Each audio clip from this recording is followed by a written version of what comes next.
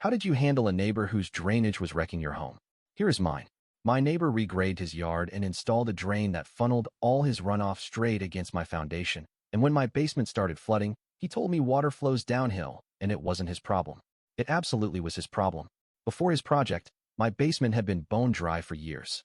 After he reshaped his lot and added that drainage, every rainstorm sent a river of his water pooling against my house, seeping through the foundation and turning my basement into a swamp. I asked him to fix it. He laughed and said nature was nature, water goes where it goes, and that I should waterproof my own house if I didn't like it. He was certain that because the water technically came from the sky, he bore no responsibility for engineering it directly onto my property.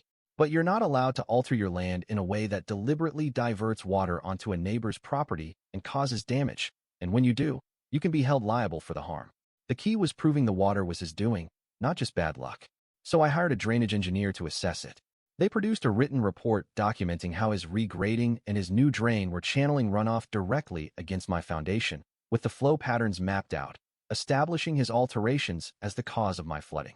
I also kept dated photos and videos of the pooling water during storms and records of the damage and repair costs. With the engineer's report turning my complaint from opinion into documented fact, I sent him a formal demand to correct the drainage and cover my damages, and made clear I'd sue otherwise. Faced with an expert report pinning the cause on his own project, his nature defense collapsed. He rerouted the drainage properly and paid for the damage. The water did flow downhill. He just forgot he'd built the hill. Comment what you would have done.